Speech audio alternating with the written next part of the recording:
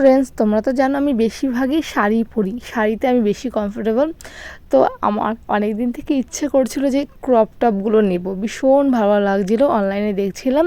তো ফাইনালি দেখো আমি আজকে নিয়েছি, তখন রেড কালার ক্রপ টপটা পরেও নিয়েছি শাড়ির সঙ্গে। দেখতে পাচ্ছ পেছনটা, ব্যাক পোর্শনটা এত সুন্দর লাগছে দেখতে, ভীষণ কমফোর্টেবল। তো আমার খুবই ভালো লেগেছে, তাই আমি রেড কালার একটা অর্ডার দিয়েছি আর একটা নেভি ব্লু অর্ডার দিয়েছি, দুটোই ভালো এসছে।